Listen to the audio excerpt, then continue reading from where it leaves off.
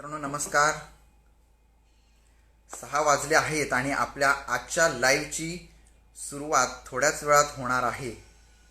जे मित्र मला ऑनलाईन बघतायत त्यांनी मला कृपया सांगा, माझा आवाज तुमच्यापर्यंत पोहोचतोय मित्रांनो? नमस्कार नमस्कार.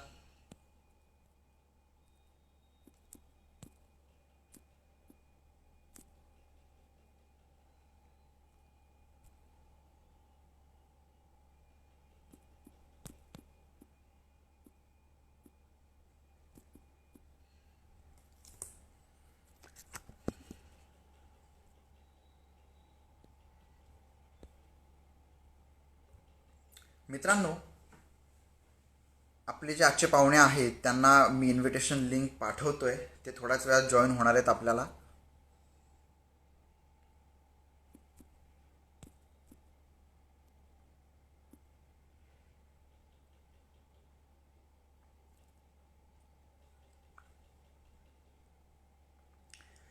नमस्कार मित्रांनो, मी सुकेश अलकरी. मुंबई गणेश उत्सव प्रस्तुत हॅशटॅग लाईव्ह विथ MGU या गप्पांच्या, चर्चेच्या आणि मुलाखतीच्या या कार्यक्रमात तुम्हा सर्वांचं मनपूर्वक स्वागत. आज लाईव्हमध्ये कोण आहे याची उत्सुकता सगळ्यांनाच आहे आणि याबद्दल मी नेमकं बोलणारच आहे.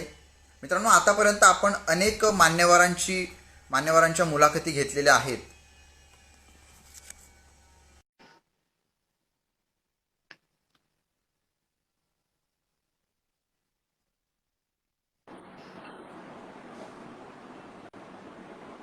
आजच्या कार्यक्रमाची गेस्ट सुद्धा आलेले आहेत. सर, माझा आवाज पोहोचतोय तुमच्यापर्यंत? हो हो पोहोचतोय. नमस्कार मित्रांनो, मी सुकेश अलकरी. मुंबई गणेश उत्सव या लोकप्रिय इन्स्टा पेजच्या हॅशटॅग लाईव्ह विथ MGU या विशेष कार्यक्रमात तुम्हा सर्वांचं मनपूर्वक स्वागत. मित्रांनो, आतापर्यंत आपण अनेक मान्यवरांच्या मुलाखती घेतल्या, अनेक सार्वजनिक उत्सव मंडळांचे अध्यक्ष, कार्याध्यक्ष, सचिव आणि इतर पदाधिकाऱ्यांसोबत आपण अनेक गप्पा मारल्या.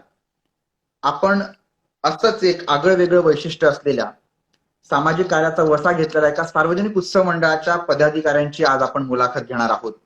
नवीन मंडळ, नवीन प्रश्न, नवीन चर्चा आणि नवीन ऊर्जेसह आजच्या या मुलाखतीला आपण सुरुवात करतोय. आपण आज ज्यांची इंटरव्ह्यू घेणार आहोत, म्हणजे आज आपण इंटरव्ह्यू घेतोय मुंबईच्या राजाची, गणेश गल्लीवाल्याची. तर आपल्यासोबत मंडळाचे पदाधिकारी आहेत. अध्यक्ष श्री किरण तावडे सर आहेत आणि सरचिटणीस श्री स्वप्नील परब सर आहेत. तुम्हा दोघांचं मनपूर्वक स्वागत सर. तर माझा आवाज येतोय? हो येतोय. दोघांचं मनपूर्वक स्वागत. आणि आपण सर अर्थातच कार्यक्रमाची सुरुवात चर्चेत असलेल्या, महाराष्ट्रभर गाजत असलेला जो मुद्दा आहे त्या मुद्द्याने आपण आपल्या आजच्या कार्यक्रमाची सुरुवात करणार आहोत. सर, आपल्या मंडळाची स्थापना 1928 ला झाली, सगळ्यांनाच ज्ञात आहे, माहिती आहे.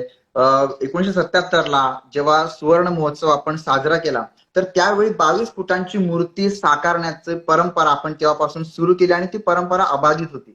पण आता या सर्व पार्श्वभूमीवर कोरोनाच्या, लॉकडाऊनच्या आणि लोकांच्या सुरक्षिततेचा विचार करता सरकारने जे आवाहन केलं त्याला आपल्या मंडळाने खूप उत्स्फूर्त प्रतिसाद दिलाय आणि आपल्या गणेश मूर्तीची, प्रतिमेची जी उंची आहे ती आपण कमी केली आहे. अवघ्या 4 फुटावर त्या मूर्तीची उंची आपण आणलेली आहे. याबद्दल मंडळाला, पदाधिकाऱ्यांना आणि कार्यकर्त्यांना नेमकं काय वाटतंय ते आज आम्हाला जाणून घ्यायचंय. तर याबद्दल काय सांगाल सर?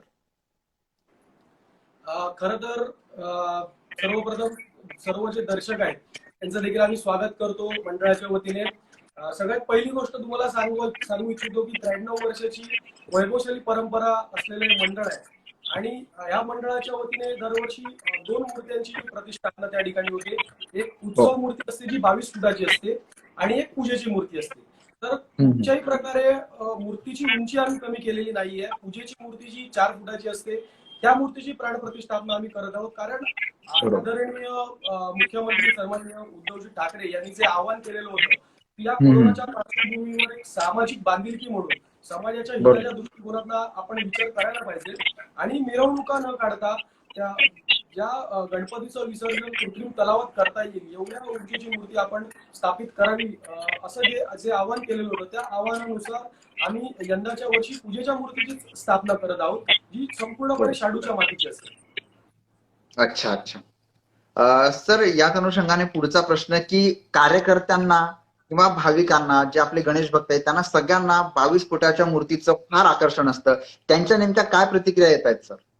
खरंच, कारण प्रत्येक भाविक, प्रत्येक कार्यकर्ता हा मंडळाचा एक अविभाज्य घटक राहिलेला आहे. आणि मुंबईच्या राजाचा जो निस्सिम भक्त आहे, तो नक्कीच या समाजोपयोगी कार्यामध्ये आमच्या पाठीशी उभा राहिलेला आहे. प्रत्येकाला मंडळाची अडचण ज्ञात आहे, प्रत्येकाला मंडळाचा समोर उभा राहिलेला पेच प्रसंग समजतोय.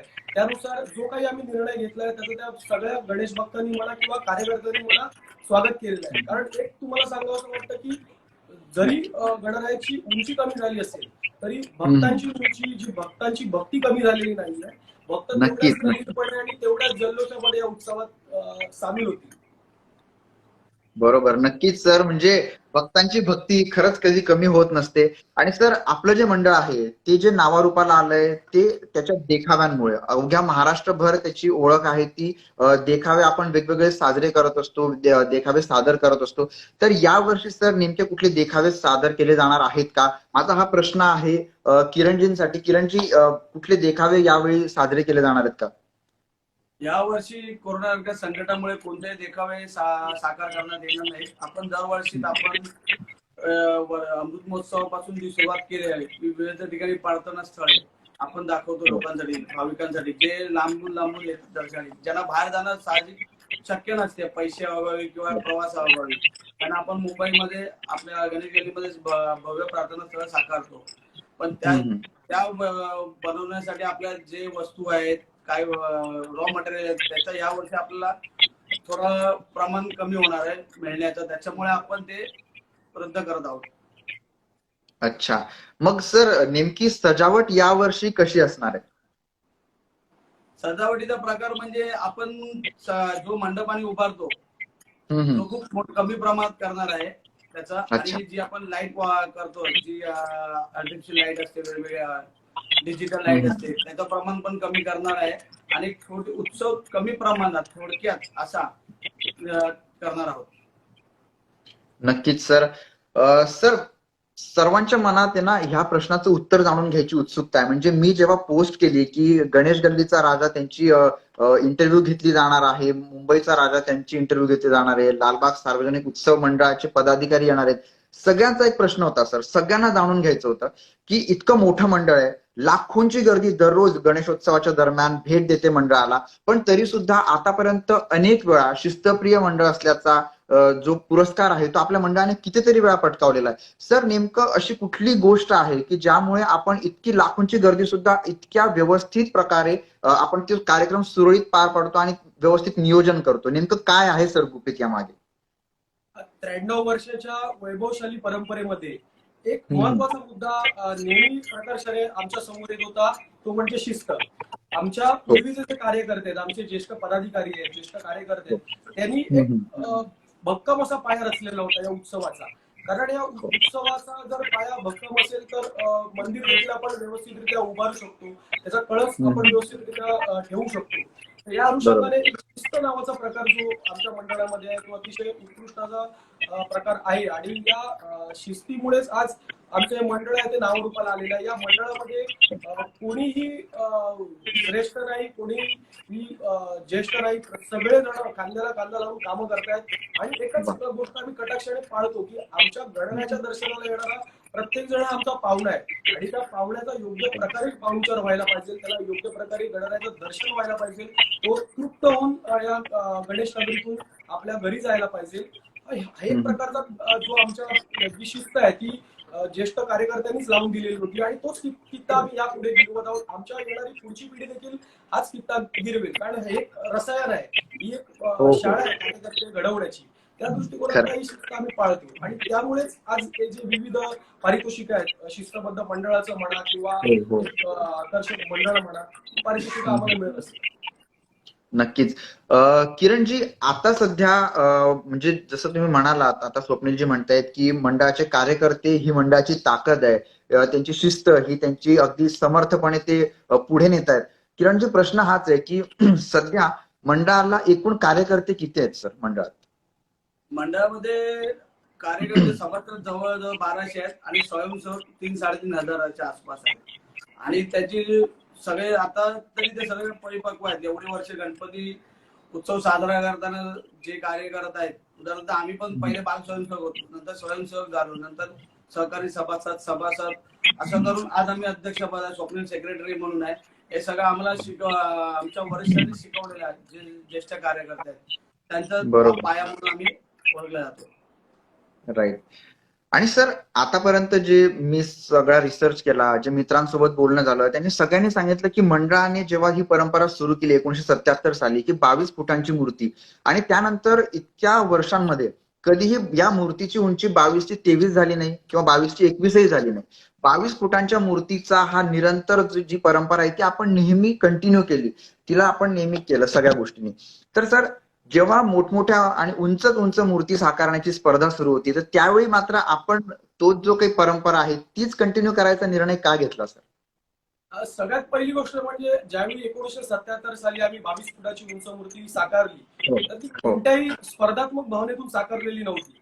आणि बरोबर, आजही आम्ही बरोबर. साकारतो ती कोणती स्पर्धा म्हणून साकारत नाही, ती आमची परंपरा आहे. कारण आमची टॅगलाईनच याची भव्यतेची परंपरा आणि संस्कृतीची जोपासना करणारे मंडळ आहे. त्यामुळे कोणत्याही स्पर्धेमध्ये आम्ही उतरलो नव्हतो, कोणत्याही स्पर्धेमध्ये उतरण्याची इच्छा नाहीये.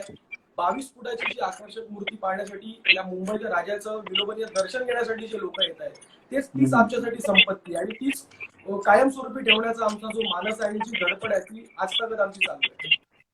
बरोबर. सर तुम्ही वारंवार आपला उल्लेख येतोय 93 वर्षांची इतकी वैभवशाली परंपरा आहे, इतकं भव्य दिव्य काम आपण सगळं केलंय. तर सर जे प्रेक्षक आहेत तर त्यांना मी तुम्हाला रिक्वेस्ट करेल सर की त्यांना एक धावता आढावा, आपल्या 93 वर्षांचा जो इतिहास आहे त्याचा एक धावता आढावा स्वप्नीलजी तुम्ही द्यावा अशी मी तुम्हाला विनंती करतो.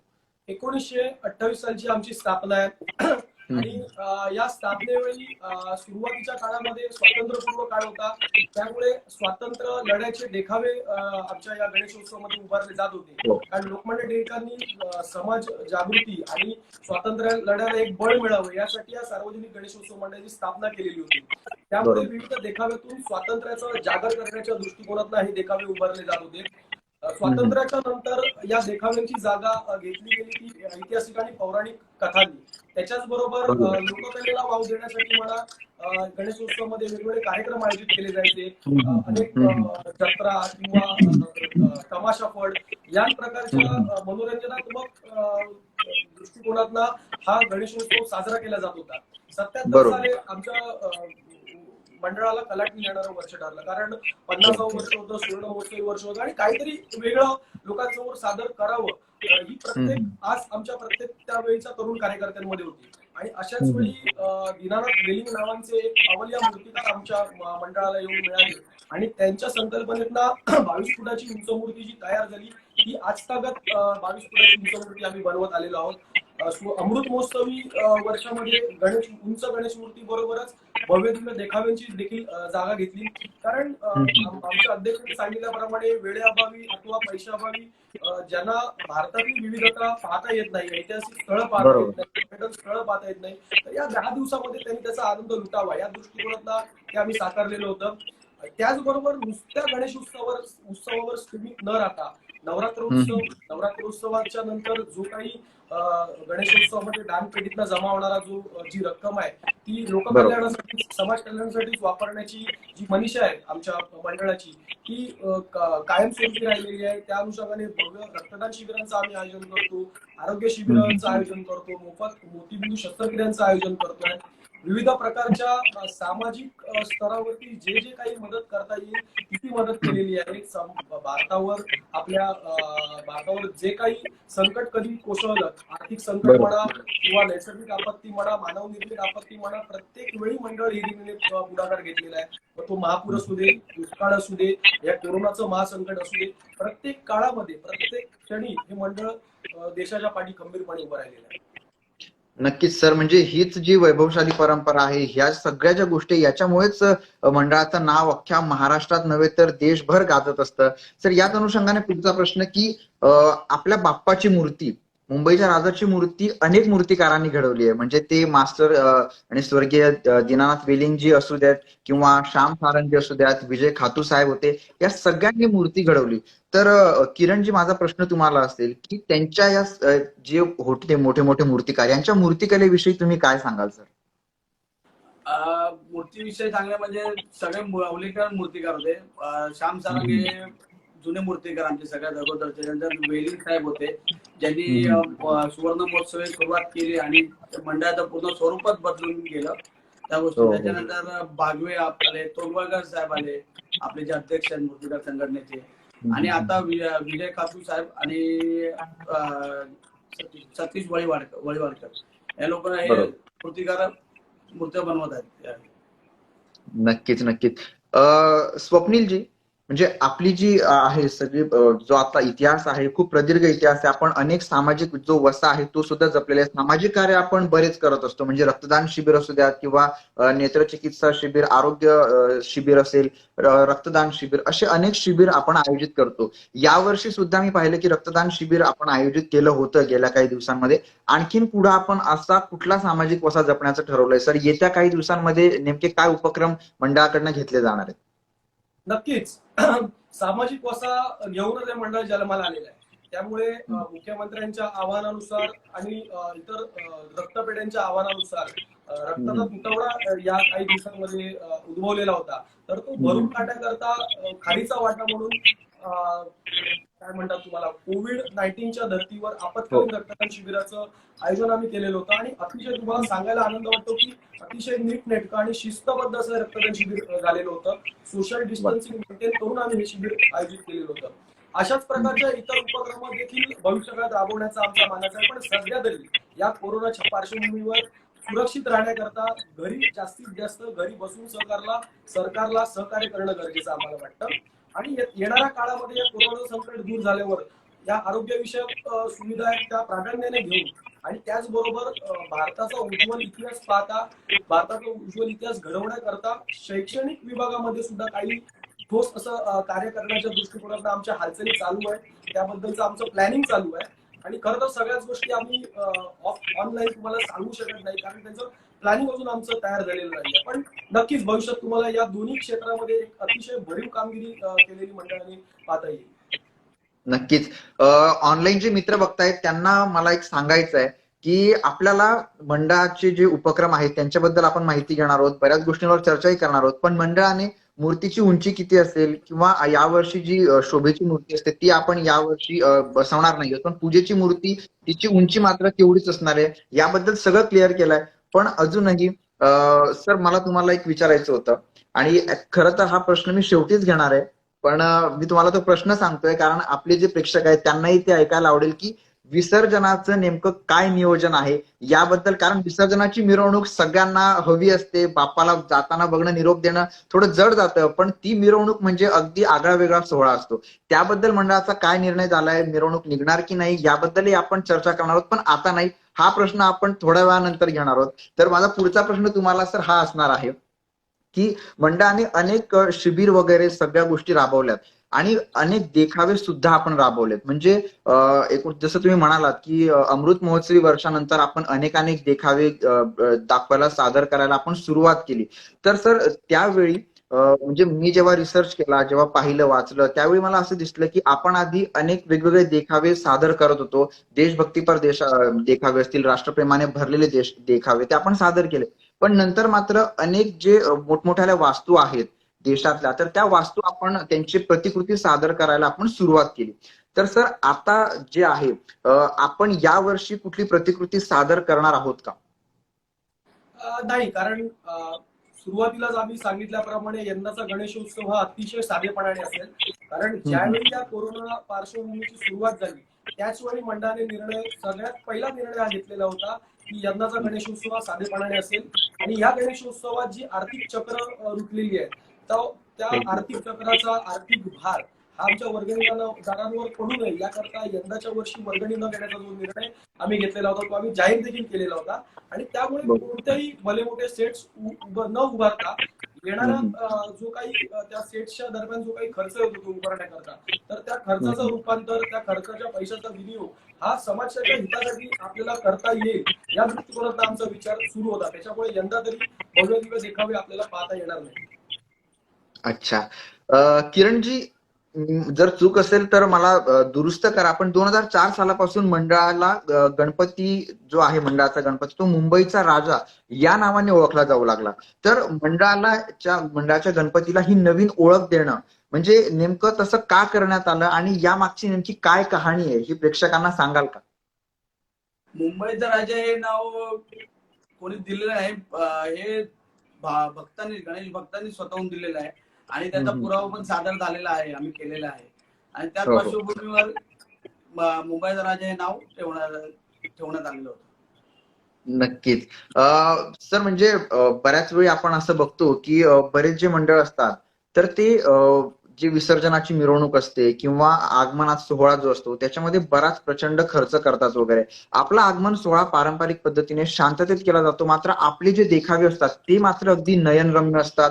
लोक जेव्हा भेट देतात त्यावेळी त्यांचं डोळ्यांचं पारणं फेडलं जातं. कित्येक लोकांच्या आशा अपेक्षा असतात की वेगवेगळ्या ठिकाणी भेट द्यावी, पण तिकडे ते जाऊन भेट देऊ शकत नाहीत आणि ते देखावे तुम्ही त्यांना मुंबईत त्यांच्यासाठी सादर करतात. तर असं कधी झालंय सर की एखादा असा प्रसंग की कोणीतरी जे भाविक असतील ते तुमच्याजवळ येऊन त्यांनी त्यांचा जो अनुभव तुम्हाला सांगितला असेल किंवा धन्यवाद तुम्हाला दिले असतील, असा कुठला अनुभव स्वप्नीलजी? कसं आहे, देखावे तर विविध प्रदेशाचे देखावे असतात. कधी हो. उत्तरेचा देखावा असतो, कधी दक्षिणेचा देखावा असतो. म्हणजे हो. थोडक्यात सांगायचं झालं तर कधी उत्तरेची सगळी मंदिरं आम्ही तयार करत असतो, कधी दक्षिणेची हम्म. मंदिरं तयार करत असतो. पण त्यात प्रामुख्याने एक गोष्ट मला सांगायची वाटते की पशुपतीनाथचा देखावा आम्ही ज्यावेळी उभारलेला होता, इतका हुबेहूब देखावा त्या सजावटकारांनी साकारलेला होता की खास नेपाळमधून तो देखावा पाहण्यासाठी लोक या गणरायाच्या गणेशोत्सवामध्ये सामील झालेली होती. आणि क्या ज्यावेळी बात. त्यांनी तो देखावा पाहिला त्याच वेळी त्यांनी येऊन आम्हाला शाबासकीचा, कौतुकाची थाप आमच्या पाठीवर दिलेली होती मंडळाच्या. कारण अत्यंत हुबेहूब देखावा होता. त्यांना असं वाटत होतं की आपण भारतात नव्हे तर नेपाळमध्ये पशुपतीनाथाच्या मंदिरातच वावरत आहोत. कारण मला सांगायला आवडेल, थापा नावाचा जो व्यक्ती होता, जो अच्छा. माननीय बाळासाहेबांचा बॉडीगार्ड म्हणून ज्याला ओळखला जातो, तर त्यांच्या ओळखीचे जे आहेत त्यांचे बंधू म्हणा किंवा त्यांचे नातलग म्हणा, ते त्या भाविकांमध्ये सामील झालेले होते आणि त्यांनीच येऊन आम्हाला ही कौतुकाची थाप दिलेली होती. आणि त्याच्या व्यतिरिक्त रुद्राक्षाची माळ, जवळजवळ 1000 रुद्राक्षाची माळ पशुपतीनाथ मंदिरामध्ये अभिषेक करून बाळासाहेबांच्या पुण्य स्पर्शाने गणरायाच्या चरणी त्यांनी अर्पण केलेली होती. म्हणजे हा खूप अविस्मरणीय असा हा प्रसंग आमच्यासाठी होता. बरोबर, नक्कीच सर. आणि हे जे आहेत जे सामान्य भाविक आहेत ही त्यांच्या मनातली भावना आहे, त्यांनी दिलेली कौतुकाची थाप आहे. पण अशाच पद्धतीने सर बरेच जे मोठे मोठे सेलिब्रिटी असतात, मग मी जेव्हा पाहिलं की हिमेश रेशमियापासून तर अनेक सेलिब्रिटीज आहेत ते येऊन गेलेत आपल्या मंडळाला, अनेक राजकारणी सुद्धा येऊन गेलेत. त्यांची कुठली काही किस्से किंवा कहाण्या आमच्या प्रेक्षकांसाठी काही? खरं कसं आहे, आमच्या मुंबईच्या राजाला दर्शनासाठी येणारा प्रत्येक जण हा भाविक म्हणून येत असतो. सेलिब्रिटीचा आव आणून कोणीच आजपर्यंत आलेलं नाही. तो एक त्यांचा मोठेपणा म्हणावं लागेल. आपण बरीचशी मराठी इंडस्ट्रीमधली बरीचशी जी मंडळी आहेत, विजय चव्हाण असतील किंवा सिद्धार्थ असेल आमचा, तर ही प्रत्येक मंडळी न चुकता आवर्जून गणरायाच्या दर्शनाला येत असतात. आणि प्रत्येक वर्षी त्यांचं एकच म्हणणं असतं की हे या गणरायाचं दर्शन जोपर्यंत आम्ही घेत नाही तोपर्यंत आम्हाला गणेशोत्सव पूर्ण झाल्यासारखं वाटत नाही. आता आदरणीय विजय चव्हाण आहेत, विजय कदम आहेत, ते बऱ्याच वर्ष या गणरायाच्या दर्शनाला येत असतात आणि त्यांना माहिती असतं की कुठून गर्दी नसते. आमच्या मुख्य प्रवेशद्वारात तर त्यांनी आजपर्यंत कधी प्रवेश केलेला नव्हता. आदरणीय आपल्या सगळ्या महाराष्ट्राचे लाडके भाऊजी आहेत, आदेश बांदेकर आहेत, तर त्यांना सुद्धा गणेश गल्लीची कडानकडा माहिती आहे. म्हणजे किती वर्ष हे गणरायाच्या दर्शनासाठी येत असतात याचा विचार करा. कारण गर्दीच्या वेळी कुठून आपल्याला सुरक्षितरित्या आतमध्ये येता येईल, मंडपापर्यंत पोहोचता येईल, याची सगळी इत्तमूत माहिती या माणसांना असते. त्याच्यामुळे हेच आम्ही सांगू शकतो. कारण स्वतःचा गणपती, स्वतःच्या घरातला गणपती असं समजून हे सगळे या ठिकाणी येत असतात. राईट. किरणजी, मुंबईतील जे मोठे कला दिग्दर्शक आहेत अमन विधातेजी, यांचं मंडळाशी असलेलं नातं जे आहे ते नेमकं कसं आहे? कारण गेली कित्येक वर्ष ते नवनवीन देखावे त्यांच्याच हातून सध्या सादर केले जात आहेत, तेच देखावे घडवतात, तर त्यांचं आणि मंडळाचं नेमकं नातं कसं आहे सर? कसं आहे, अमन विधाते असो, दीनानाथ वेलिंग असो, किंवा इतर अनेक कला दिग्दर्शक आणि मूर्तिकार असोत, मंडळाचं नातं एकदा मंडळामध्ये जो आला तो मंडळाच्या परिवाराचा सदस्य म्हणून राहिलेला आहे. त्याच्यामुळे त्यांचं आणि आमचं एक अतूट नातं राहिलेलं आहे. तुम्हाला सांगायला मला अभिमान वाटतो मंडळाचा आपला, की आजपर्यंत एका मूर्तिकाराच्या नावाने अखंडपणे प्रवेशद्वार बनवणारं एकमेव आमचं मंडळ असेल. कारण ज्या मूर्तिकारांनी 22 फुटाची परंपरा साकार केली, कैलासवासी दीनानाथ वेली यांचं आणि आमचं एक अतूट नातं असं जडलेलं आहे. कारण वेळोवेळी त्यांची आठवण न येणं हे असं कधीच झालेलं नाही. अमन विधाते देखील कला दिग्दर्शक म्हणून आमच्याकडे आलेले होते आणि आता ते आमच्या परिवाराचा भाग म्हणून वावरत आहेत. वा, क्या बात आहे सर. म्हणजे खरंच एक कलाकार यावा आणि परिवाराचा भाग होऊन जावा, म्हणजे हे किती आपुलकी आणि किती प्रेम मंडळाकडून त्यांना मिळालं असेल, त्यांची श्रद्धा किती असेल बाप्पावरती, हे नातं या ठिकाणी अधोरेखित होत आहे. सर, बरेच भक्त भाविक या ठिकाणी दर्शनासाठी येतात, तर ती जी गर्दी होते, तर त्या गर्दीच्या नियोजनासाठी म्हणजे आता तर आपण असा निर्णय घेतलाय की ऑनलाईन दर्शन वगैरे मिळणार आहेत सगळं, तर त्यामुळे यावर्षी गर्दी तेवढी त्या प्रमाणात होणार नाही. पण प्रश्न असा आहे सर, की जे आपले विभागीय वर्गणीदार असतात गेल्या काही वर्षांपासून जे आहेत, किंवा जे विभागात राहणारे नागरिक आहेत, तर त्यांच्यासाठी सुद्धा आपण ऑनलाईनच दर्शन आहे की ते येऊन दर्शन घेऊ शकतात? विभागीय नागरिक आपलं वर्गणीदारांसाठी वेगळी योजना आखलेली आहे. त्यांच्यासाठी सोशल डिस्टन्सिंगचं योग्य पालन करून आपण त्यांना गणपती दर्शन देणार आहोत. उदाहरणार्थ आपण हँड सॅनिटायझर डोअर निर्माण करून हँड सॅनिटायझरचे स्टँड लावून त्यांनी जाण्याचा मार्ग आणि व्यवस्थित सोशल डिस्टन्सिंग ठेवून आणि वेळ प्रत्येक विभागाला, आता गणेश गल्ली विभाग आहे त्याला एक वेळ देणार, दावलीपाडा विभाग आहे, असे आपल्याकडे 9 ते 10 विभाग आहेत. त्यांना वेगवेगळ्या दिवस आणि वेगवेगळे वय देऊन त्यांना गणपती दर्शन देणार आहे. खरंच छान निर्णय घेतलाय सर. स्वप्नीलजी, गणेशोत्सव साजरा करताना यावर्षी तुम्ही जास्त देखावे साजरे करत नाही, अगदी साधेपणानं आणि पारंपरिक पद्धतीने देखावे साजरे करतायत. पण बऱ्याच वेळी असं होतं की जेव्हा आपण गणेशोत्सव साजरा करतो त्यावेळी अनावधानाने, म्हणजे आपण हेतुपुरस्सर तसं करत नाही, पण अनावधानाने बऱ्याच वेळी आपण ज्या चायनीज वस्तू आहेत त्यांचा आपण उपयोग करतो देखाव्यांमध्ये किंवा डेकोरेशन करताना सुद्धा. आणि यावेळी बायकॉट चायना ही मोहीम सध्या अगदी जोरात सुरू आहे.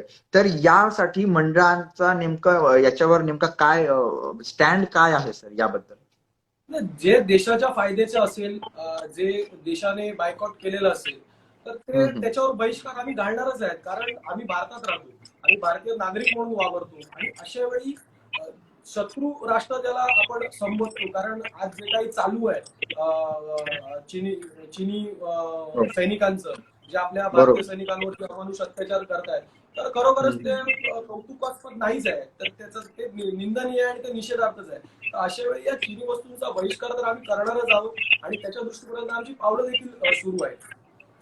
क्या बात आहे. म्हणजे खरंच सर, तुम्ही जी भूमिका घेतली आहे, तुम्ही जी भूमिका मांडताय, तुम्ही जे मत व्यक्त करताय, ते इतर जे गणेश सार्वजनिक उत्सव मंडळ आहे त्यांच्यासाठी सुद्धा अगदी एक माइलस्टोन ठरणार आहे. तुम्ही जी भूमिका घेताय खरंच, आणि त्याची सुरुवात झाली होती जेव्हा तुम्ही जी 22 फुटांची जी मूर्ती असते ती परंपरा जेव्हा तुम्ही खंडित केली या पार्श्वभूमीवरती, तर त्या ठिकाणीच ते सगळ्या गोष्टी अधोरेखित झाल्या होत्या.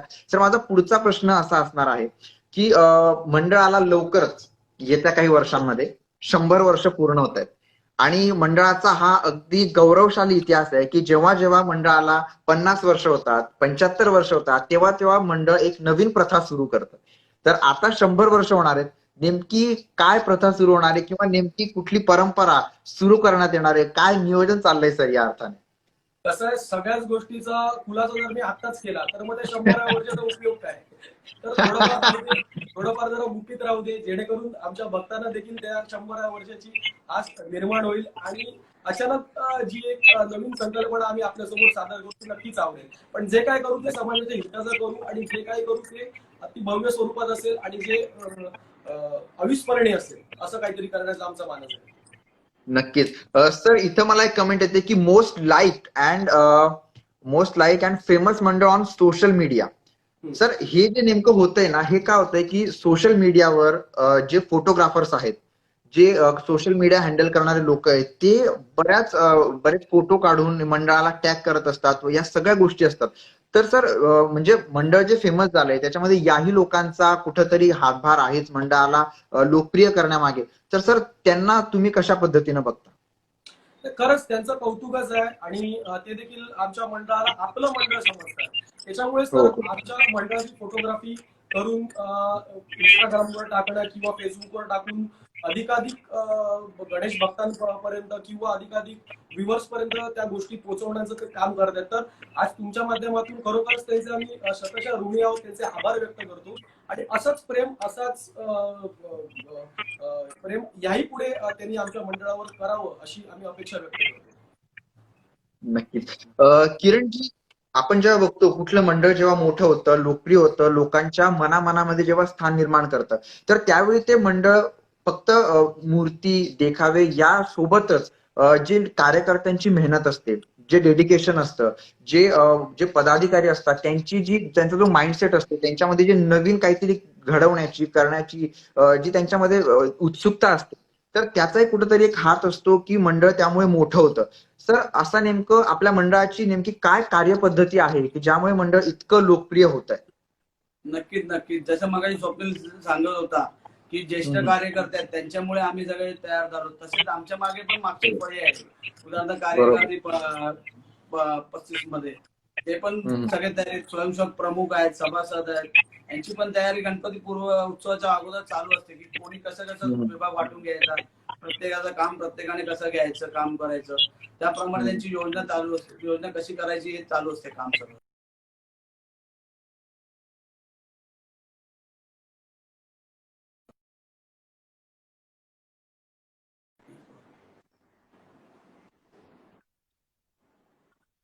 येतोय? हो, येतोय, बोल. हो. एका टेक्निकल प्रॉब्लेममुळे थोडा थांबला होता व्हिडिओ, नेटवर्क प्रॉब्लेम असल्यामुळे. सर आपण जी चर्चा करतोय याला अगदी उत्तम प्रतिसाद मिळतोय. लोकांचे जे प्रेक्षक आपल्याला बघताय भरभरून त्यांच्या कमेंट्स आपल्याला या ठिकाणी मिळत आहेत. सर जे काही भाविक आहेत, जे भक्त आहेत, तर त्या लोकांच्या मनामध्ये आपल्या मंडळाने खूप मोठं स्थान निर्माण केलंय सर. तर ही जी काही आपली बॉन्डिंग आहे, हे जे नातं आहे भक्ताचं मंडळाशी किंवा बाप्पाशी जे तयार केलंय सर, तर या नात्याबद्दल तुम्ही नेमकं काय सांगाल?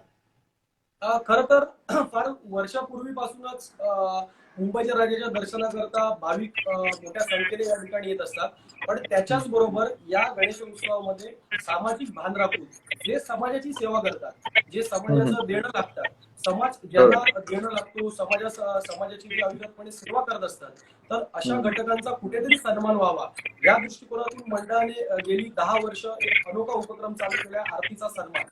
या आरतीच्या मान देण्यामध्ये मग ते मुंबईचे डबेवाले असोत, मोटारमन असोत, गँगमन असोत, वृत्तपत्र विक्रेते असोत, महानगरपालिकेचे सफाई कर्मचारी असोत, नर्सेस असोत, डॉक्टर असोत, मुंबई पोलीस असोत, सगळ्यांचा बहुमान प्रत्येक वर्षी मंडळाच्या वतीने करण्यात येतो मुंबईच्या राजाची आरती देऊन. तर अशा प्रकारे कुठेतरी मंडळ भावनिक दृष्ट्या हे लोकांच्या जवळ येते, लोकांना ते आपलंसं वाटायला लागलेलं आहे. त्यामुळे ही जी सगळी मंडळी आहेत ती आमच्या मंडळाशी एकरूप झालेली आहेत आणि मंडळाचे गणेश भक्त म्हणतात ते परिवारातील एक घटकच बनल्यासारखं झालेलं आहे. अशा प्रकारे ही जी चैन आहे, ही जी चढत्या क्रमाचा जो आलेख आहे तो नेहमी उंचावतच चाललेला आहे. नक्कीच. सर मी आता जसं बघू शकतोय मागे जी गणरायाची मूर्ती आहे, तर माझ्या माहितीप्रमाणे ही मूर्ती दीनानाथ वेलिंगजींनी साकारली होती. ती 22 फुटाची पहिली मूर्ती होती. तर त्या मूर्तीबद्दल आणि त्या किस्स्याबद्दल काही आठवणी असतील, जे जुने कार्यकर्ते तुमच्यासोबत बोलत असतील, की नेमकी त्यावेळची परिस्थिती काय होती? तो निर्णय कसा घेतला गेला? त्यावेळी लोक भारावलेले असतील अगदी, की 22 फुटांची मूर्ती मुंबईत नव्हे, महाराष्ट्रात नव्हे, देशात ती पहिली मूर्ती होती बाप्पाची, जी इतकी मोठी मूर्ती आपण बनवली होती. त्याबद्दल सर काय आठवणी आहेत? खर तर तो एक धाडसी निर्णय होता. कारण हो. 1977 साली फार मोठ्या प्रमाणात तरुणांची फौज या उत्सव मंडळामध्ये सामील झालेली होती आणि खरं तर आम्ही त्या घटनेचे साक्षीदार नाही, कारण आमचा जन्म देखील झालेला नव्हता. पण माझे काका कैलासवासी प्रभाकर परब त्यावेळी या गणेशोत्सवामध्ये गंभीरपणे उभे होते, इन्व्हॉल्व्ह होते. आणि त्यांच्याकडून ज्या ज्या काही किस्से आम्ही ऐकलेले आहेत, तरी उंचमूर्ती ज्यावेळी आम्ही साकारली मंडळाने, तर त्यावेळी सर्वप्रथम विचार झाला तर तो त्या विसर्जनाचा. जर एवढी मोठी मूर्ती आपण साकारत आहोत तर त्याचं पहिले विसर्जन कसं होईल, त्या दृष्टिकोनातून तासन तास गिरगाव चौपाटीवर जाऊन स्वतः मूर्तिकार दीनानाथ वेणी म्हणा किंवा आमचे मंडळाचे कार्यकर्ते म्हणा, त्यावेळेचे आघाडीचे कार्यकर्ते होते, ते सगळे जण तासन तास गिरगाव चौपाटीवर जाऊन बसत होते. कशा प्रकारे आपण गणपतीचं विसर्जन करू शकतो याचा ते विचार करत होते. आणि त्यानंतर तो विचार केल्यानंतर ही मूर्ती बनवण्यासाठी ट्रॉलीचा डायग्राम कसा असेल. पण तुम्हाला एक सांगावं असं वाटतं की पहिल्या गोष्टी दीनानाथ वेणी हे नुसते मूर्तिकार नव्हते, तर एक प्रचंड प्रकारचा एक विचारांचा झरा त्यांच्या मनात होता. आणि एक चांगलं असं टेक्निकल नॉलेज त्यांना या मूर्तिकलेबद्दल होतं. तर त्यांनीच ती डिझाईन करून दिलेली होती की ट्रॉली कुठच्या डायमेन्शन मध्ये आपण बनवू शकतो आणि त्याच्यावरती आपण किती फुटाची मूर्ती बनवू शकतो. तर त्या अनुषंगाने ट्रॉलीचं डिझाईन झालं, त्यानंतर स्केलेटन बनवलं गेलं, त्यानंतर मूर्ती बनवली गेली. आणि हळूहळू बघता बघता तर त्या मूर्तीचा जो कमळाचा आकार आहे तो वाढतच जात होता असं म्हणतात. आणि वाढत जात असताना कुठेतरी त्यांना क्लिक होत होतं की लांबून पाहिल्यावरती ते थोडस छोटं वाटत होतं कमळ. तर त्यांनी अजून तो कमळाचा आकार वाढवला आणि अतिशय देखणी अशी मूर्ती त्यावेळी स्थापन केली. न भूतो न भविष्य, कारण ते इतिहासात कधी घडलेलंच नव्हतं, तो इतिहास घडवला गेलेला होता आमच्या मंडळाने. तर अशा प्रकारचा जो किस्सा आहे तो त्यावेळी आम्ही ऐकलेला होता. आणि साधारण चिंचपोकळीचा ब्रिज हा एकमेव टर्निंग पॉइंट होता विसर्जनाच्या दिवशी. कारण तो ब्रिज एकदा पार करून जर ही मूर्ती व्यवस्थितरित्या गेली तर विसर्जन पुढचं सोयीस्कर होईल आणि ही परंपरा अखंडितपणे चालू राहील. तर ज्यावेळी चिंचपोकळीचा ब्रिज उतरून ही मूर्ती मार्गस्थ झाली, त्यावेळी दीनानाथ वेणी हे अक्षरशः उत्सव रडलेले होते. आणि त्यावेळीच्या कार्यकर्त्यांना मिठी मारून आलिंगन देऊन त्यांनी एक प्रकारे जल्लोष केलेला होता. आणि नंतर सांगितलं आता तुम्ही बिनधास्त मार्गस्थ व्हा, आता कोणत्याही प्रकारची भीती नाही आणि आता वर्षानुवर्ष ही परंपरा आपण अखंडितपणे चालू करू शकतो. तर हे वेगळे आणि एक रोमांचकारी किस्से ऐकायला आम्हाला मिळतात. क्या बात आहे सर. म्हणजे अगदी तुम्ही बोलत असतानाच अंगावर काटे येत होते की दीनानाथ वेलींसारखा एक मूर्तिकार विजन ज्यांच्याकडे होतं, ते जेव्हा रडले अक्षरशः, म्हणजे अगदी भावनिक प्रसंग तुम्ही हा सांगितलात. खरं तर किरणजी, जेव्हा आपण बघतो की अनेक कार्यकर्ते, अनेक मंडळ असतात, त्यांना अनेक कार्यकर्ते असतात आणि त्या कार्यकर्त्यांची मानसिकता गणेशोत्सवाच्या या काळामध्ये सुद्धा टिकवून ठेवणं फार अवघड असतं. कारण की पूर्ण 9 दिवस 10 दिवस कार्यकर्त्यांना द्यावे लागतात किंवा त्या आधीपासून ही सगळी जी प्रक्रिया असते ती सुरू होत असते. तर त्यावेळी कार्यकर्त्यांची मानसिकता टिकवून ठेवणं, त्यांना नेहमी मोटिवेट करत राहणं, त्यांना ती ऊर्जा, ती उत्सुकता त्यांच्यात नेहमी निर्माण करत राहणं, हे नेमकं किती अवघड असतं किंवा किती सोपं असतं? एक अध्यक्ष म्हणून तुम्ही ही जबाबदारी कशी पार पाडता सर? गणपती उत्सव साजरा करताना कोणतं काम अवघड असं काही नसते आणि कार्यकर्त्यांसाठी तर अवघड नसते. स्वतः गणेश भक्त कार्यकर्ते असतात आणि गणेश भक्त असतात, त्याच्यामुळे ते त्यांचं काम एकदम सोप्या पद्धतीने करत असतात. त्यांना कामच पाहिजे असते त्या दिवशी. मला तरी वाटते कोण घरी जात नसेल तर झोप जरी काढायची झाली तर इकडे इकडे मंडळाच्या रूम मध्ये किंवा कुठे थोडीशी अर्धा एक तास झोपतात आणि परत आपल्या कामाला येतात. हे त्यांची रुटीन दिवसभर तेच चालू असते. मग या रुटीनला जे कार्यकर्ते आहेत ते कुठेतरी मिस करत असतील, त्यांना कुठेतरी त्या रुटीनची आठवण येत असेल, तर असे कार्यकर्ते येऊन तुम्हाला भेटले असतील का की हा निर्णय नेमका कसा घ्यायचा आहे काय, किंवा कोणी रिक्वेस्ट केली असेल, तुम्हाला विनंती केली असेल की आपण करूया यावर्षी सुद्धा जल्लोषात, असं काही झालंय सर? नाही करूया असं काही नाही, कारण जो महाराष्ट्र शासनाने आदेश निर्णय घेतलेला त्याचं स्वागत सगळ्यांनीच केलेलं आहे. नागरिकांनी केलेलं आहे, गणेश भक्तांनी केलेलं आहे, मंडळाच्या पदाधिकाऱ्यांनी केलं. त्यामुळे फक्त एवढंच विचारणा झाली होती की दादा आता आपण जे करणार आहे ते काय सोप्या पद्धती म्हणजे कसा प्रकार असणार. मग त्यांना तो प्रत्येकाला ते सांगून एक तुमच्या सोशल मीडियाच्या संदर्भाने सांगून क्लिअर करता येईल. सर, नेमकी जेव्हा हा निर्णय घेतला गेला आणि कार्यकर्त्यांपर्यंत ही बातमी गेली, नेमकी स्वप्नीलजी मनात काय भावना होती कार्यकर्त्यांच्या, ते कसे व्यक्त झाले, त्यांची प्रतिक्रिया काय होती कार्यकर्त्यांची? खरं तर हा खूप असा संवेदनशील निर्णय ज्याला म्हणावं लागेल. कारण 93 वर्षाची भव्यतेची परंपरा होती आणि अचानकपणे उत्सव मूर्ती नसणं, त्या जागी पूजेची मूर्ती ठेवून हा उत्सव अतिशय साधेपणाने साजरा करणं, देखावा नसणं, अशा प्रकारचे विविध निर्णय मंडळाला घ्यावे लागले. कारण ते समाजाच्या हिताचे होते आणि ज्यावेळी समाजाच्या हिताचे निर्णय घेण्याची वेळ येते त्यावेळी मन कठोर करून आम्हाला ते निर्णय घ्यावेच लागतात. आणि कदाचित नक्की. प्रत्येक कार्यकर्ता हा या 93 वर्षामध्ये या निर्णयाच्या बाजूने नक्कीच उभा राहिलेला होता. मंडळाच्या प्रत्येक निर्णयाच्या बाजूने कार्यकर्ता उभा राहिलेला होता. तर या निर्णयाच्या बाजूने देखील प्रत्येक कार्यकर्ता आमचा उभा आहे, कारण त्याला देखील मंडळाची जी झालेली अवस्था आहे ती तो पाहतोय. कारण वर्षातून एकदा हा सण येतो आणि या सणाची आम्ही आतुरतेने वाट पाहत असतो की हा सण कधी येईल. या गणेशोत्सवामध्ये आपण काय साकारायचं, कसं याचं नियोजन असेल, कशी गणरायाची मूर्ती असेल, हे प्रत्येक विचार प्रत्येक कार्यकर्त्याच्या मनात नेहमीच असतात. आणि अचानकपणे असा निर्णय घेणं तर थोडंसं तरी शॉकिंग न्यूज होती, पण कार्यकर्ते त्याच्यातून सावरलेले आहेत आणि कार्यकर्त्यांनी अतिशय स्तुत्य असा निर्णय मंडळाने घेतलेला आहे. अशा प्रकारच्या भावना देखील बोलून दाखवल्या आहेत. कारण यावर्षी जरी आपण या उत्सवाची मूर्तीची उंची कमी केली तरी पुढच्या वर्षी हा उत्सव याच्याही पेक्षा काही पटीने उत्साहात आम्ही नक्कीच साजरा करू, अशा प्रकारची भावना प्रत्येक कार्यकर्त्याच्या मनात आहे. नक्कीच सर. कमेंट्स तर इतक्या येत आहेत, सगळेजण तुमचं अभिनंदन करतायत. हा जो तुम्ही निर्णय घेतलाय त्याबद्दल की खरंच हा स्तुत्य निर्णय आहे, कौतुकास्पद निर्णय आहे. आणि जे प्रेक्षक आता सध्या बघतायत त्यांना मला सांगायला आवडेल, बऱ्याच लोकांना माहिती असेलच पण काही लोकांना माहित नसेल तर मी ती गोष्ट सांगू इच्छितो की एकमेव मंडळ आणि एकमेव मूर्ती आहे लालबाग सार्वजनिक मंडळाची की ही मूर्ती साच्यात न बनता ही पूर्णपणे हाताने बनवली जाते. ही मूर्ती पूर्णपणे हँडमेड असते. तर याबद्दल मी आणखीन काही सांगावं त्यापेक्षा आपण आपले जे पदाधिकारी आणि पाहुणे जे आपल्या समोर बसतील त्यांच्याकडून जाणून घेऊया. सर, स्वप्नीलजी, मूर्ती हाताने बनवली जाते, काय आहे या मागचं कारण? कारण उंच मूर्ती बनवण्यामागे उद्दिष्ट हेच होतं की लोकांपर्यंत मूर्तिकाराची एक अनोखी कला पोहोचवणं, हा एकमेव उद्दिष्ट आमच्या मंडळाचं होतं. आणि साच्यामधल्या मूर्त्या ह्या कोणी बनवू शकतो, कोणी म्हणजे मी कुठच्या मूर्तिकाराचा अपमान करू इच्छित नाही, प्रत्येकाची ती वेगवेगळी कला आहे.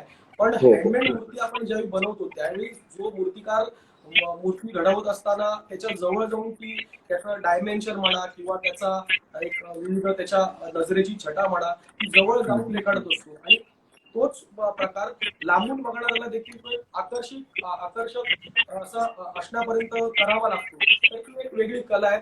आमची मूर्ती बनवताना ती पहिली स्केलेटन मध्ये बनवली जाते, लोखंडी सळ्या वापरून त्याचा पहिला आकार त्याला दिला जातो. त्यानंतर गवत म्हणा किंवा इतर काठ्यांचा माध्यमातला म्हणा त्याला एक वेगळा भरीव असा आकार देऊन त्यावरती गवत लावून मग त्याच्यावरती प्लास्टर ऑफ पॅरिस चढवलं जातं. मग त्याला वेगळा आकार दिला जातो आणि त्यानंतर ही मुंबईच्या राजाची जी सुबक मूर्ती आहे ती लोकांसमोर साकार होती. खरं हा मूर्तिकाराचा एक आविष्कार म्हणावा लागेल. नक्कीच सर. सर, एक अत्यंत भावनिक आणि एक महत्वाचा प्रश्न आहे, संवेदनशील प्रश्न आहे. आणि मला माहितीये की आपलं मंडळ नेहमी संवेदनशील विषयांवर व्यक्तही होतं आणि वेगवेगळ्या वेळी ते आवाहनही करतं. त्यामुळे हा प्रश्न तुम्हाला विचारणं अगदी उचित ठरेल असं मला वाटतंय. कारण की आपण जेव्हा गणेशोत्सव साजरा करतो, बाप्पाची मूर्ती आपल्या समोर येते, त्यावेळी आपण सगळ्यांना धन्यवाद देतो. आणि पडद्यामागचा जो मेन कलाकार असतो, मूर्तिकार, आणि त्यासोबतही मूर्ती घडवणारे जे कारागीर असतात, तर त्यांच्या सेफ्टीचा कुठेतरी प्रश्न उपस्थित होतोय का, असंही एक असं म्हटलं जातंय. सोशल मीडियावर याची चर्चा आहे. आणि खरं म्हणजे मुंबई गणेशोत्सव हे जे आमचं पेज आहे तर यांनी यावर सुद्धा मोहीम राबवण्याचा एक विचार आमचा सुरू आहे. कारण बऱ्याच वेळी असं होतंय सर की त्या ठिकाणी आपला जो लालबाग परेलचा जो भाग आहे त्या ठिकाणी अनेक कारखाने जिथं मूर्त्या घडतात आणि मूर्त्या जेव्हा घडतात तेव्हा कारागिरांच्या हातात माती असते. त्यांना जे कारखाने असतात ते अगदी टेम्पररी त्यांनी उभे केलेले असतात. त्यामुळे त्या ठिकाणी पिण्याच्या पाण्याची किंवा हातपाय धुण्यासाठी पाण्याची व्यवस्था नसते, स्वच्छतागृह नसतात. तर त्यामुळे कुठेतरी त्यांचा आरोग्याचा प्रश्न उपस्थित होतो. तर त्यामुळे एक जबाबदार मंडळ म्हणून तुम्ही मूर्तिकारांना किंवा कारागिरांना किंवा जनतेला नेमकं काय आवाहन कराल सर? खरं तर या मुलाखतीला येण्या अगोदरच रेश्मा कातू आमच्या बरोबर होत्या. त्यांच्याशी काही अनौपचारिक गोष्टींवरती चर्चा झाली आणि त्याच वेळी आता सध्याच्या या कोरोनाच्या पार्श्वभूमीवर मूर्तिकारांना कुठेही मंडप उपलब्ध झालेला नाही, मूर्त्या बनवणं अजून राहिलेलं आहे आणि त्यांच्यावरती एक आर्थिक संकट ओढावलेलं आहे. अशा वेळी काय करता येईल या गोष्टीचा विचार जरूर आम्ही करत आहोत आणि त्या दृष्टिकोनातला हालचाली देखील करण्याचा आमचा प्रयत्न नक्कीच असेल. आणि राहिला प्रश्न मूर्तिकारांच्या आरोग्याच्या दृष्टिकोनातून, तर आमच्याकडे ज्यावेळी मूर्तिकार मूर्ती घडवतात त्यावेळी तुम्ही मूर्तिकारांना विचारू देखील शकता की त्यांना पिण्याच्या पाण्यापासून त्यांच्या इतर सोयी सुविधा देखील मंडळ पुरवत असते. कारण मूर्तिकार हा उत्सवाचा केंद्रबिंदू आहे. जर त्यांनी खरं. मूर्ती बनवलीच नाही तर हा उत्सव होणं शक्यच नाही. त्यामुळे खरी मूर्तिकाराची गोष्ट. सर्व काळजी घेतली जाते आणि त्याचं मानसिक त्याच्याबरोबर शारीरिक स्वास्थ्य देखील सुदृढ राहावं या दृष्टिकोनातून मंडळ नेहमी प्रयत्न करत असते. नक्कीच. सर, वारंवार एक प्रश्न मला स्क्रीनवर दिसतोय. तो प्रश्न असा आहे की पाद्यपूजन सोहळा होणार आहे की नाही हे जाणून घ्यायची बऱ्याच जे प्रेक्षक आपल्याला लाईव्ह बघतात त्यांची एक इच्छा आहे. तर याबद्दल तुम्ही काय सांगाल सर?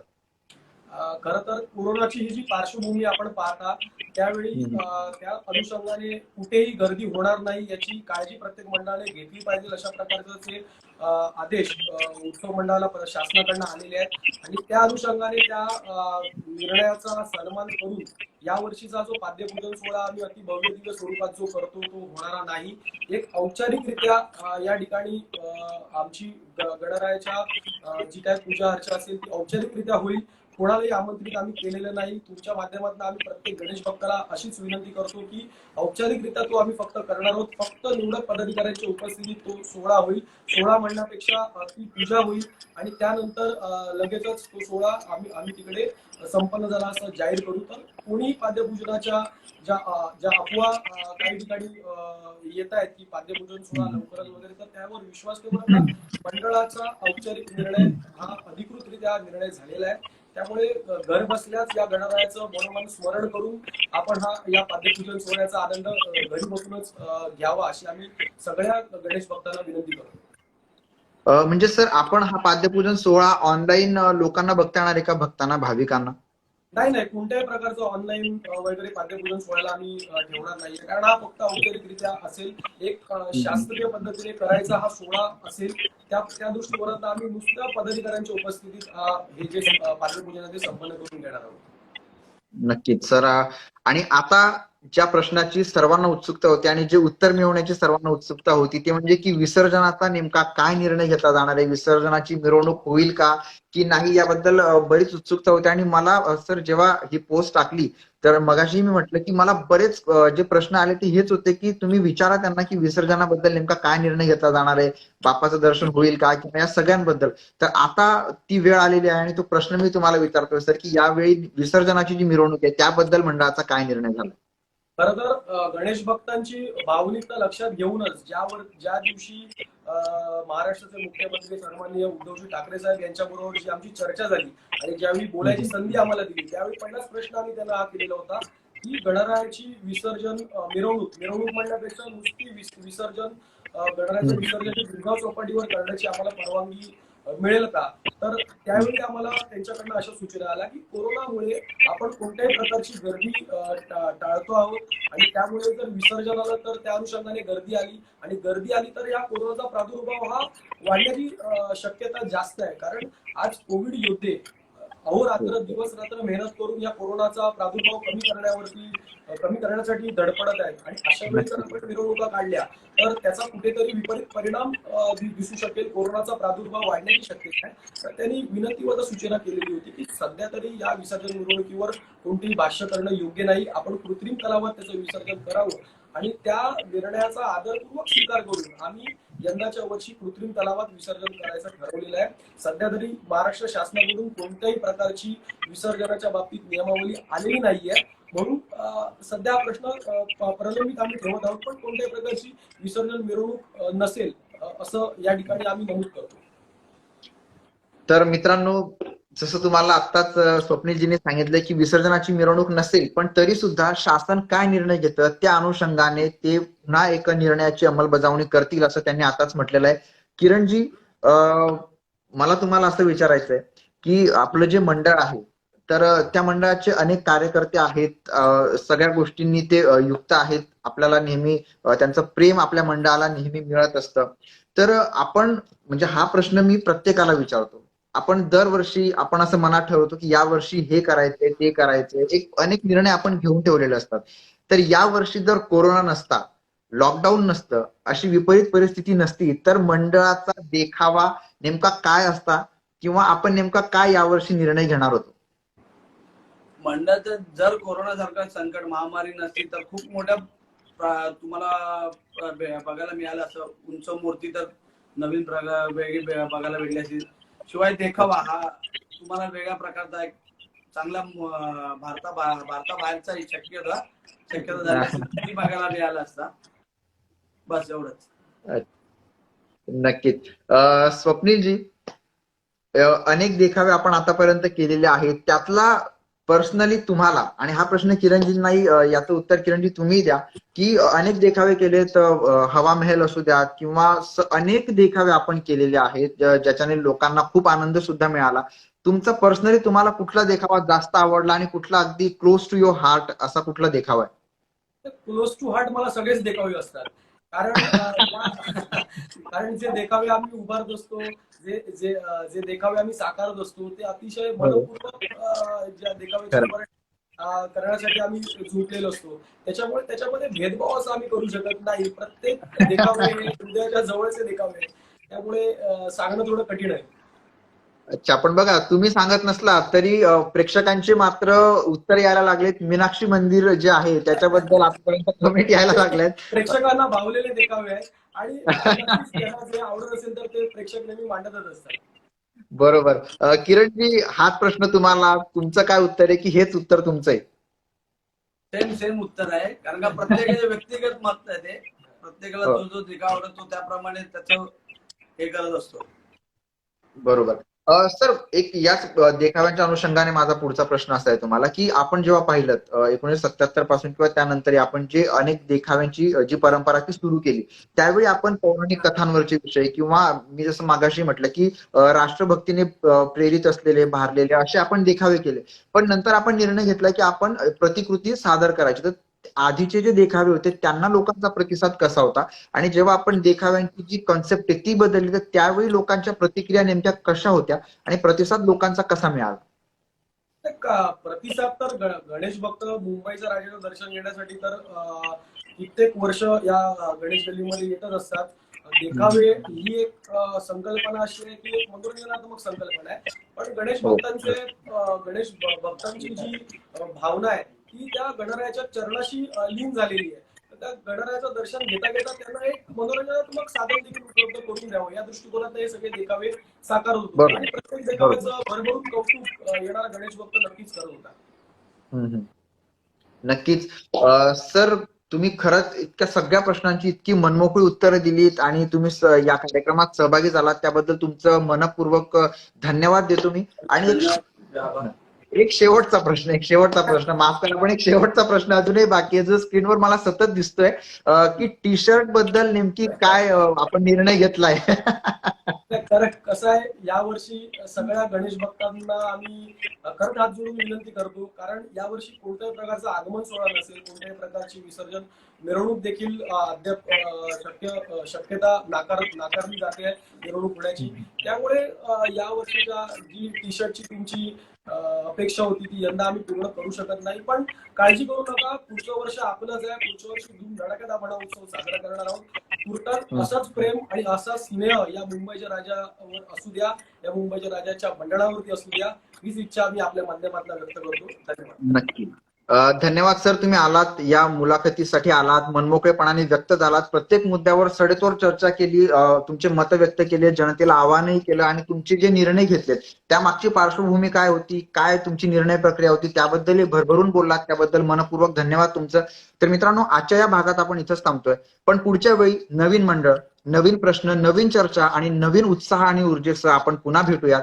तर पुढच्या वेळी आपण कुठल्या मंडळासोबत असणार आहोत हे जर तुम्हाला आता माहित नसेल तर मुंबई गणेश उत्सव या आमच्या पेजला नक्की फॉलो करा, कारण त्यावेळी तुम्हाला कळेल की कुठलं मंडळ येणार आहे, कुठल्या मंडळाशी आपण चर्चा करणार आहोत ते तुम्हाला लवकर कळेल. आणि मुंबई गणेश उत्सव हे जे आमचं पेज आहे ते म्हणजे प्रेक्षकांच्या मनातले प्रश्न मंडळांपर्यंत पोहोचवणं आणि मंडळाची भूमिका, त्यांचे प्रश्न, त्यांचे विचार हे प्रेक्षकांपर्यंत, भाविकांपर्यंत पोहोचवणारं असा एक प्रेक्षक भाविक आणि मंडळ यांच्यातला दुवा म्हणजे आमचं हे चॅनल आहे, हे इंस्टाग्राम पेज आहे. त्यामुळे तुम्ही या पेजला फॉलो करा आणि नवीन अपडेट नेहमी मिळवत राहा. या पेजवर तुम्ही जे फोटोग्राफ्स घेतलेले आहेत बाप्पाचे, तुम्ही वेगवेगळ्या अँगल्सने फोटो घेतले, व्हिडिओ घेतले, ते तुम्ही आम्हाला टॅग करू शकतात. आणि इथं सगळे गणेश भक्त आहेत, तुमच्या कलेला भरभरून दाद देणारे, तुम्हाला प्रतिसाद देणारे असे गणेश भक्त तुम्हाला इथे मिळतील. त्यामुळे या पेजला सुद्धा फॉलो करा. आजच्या एपिसोडमध्ये आपण इथंच थांबतो.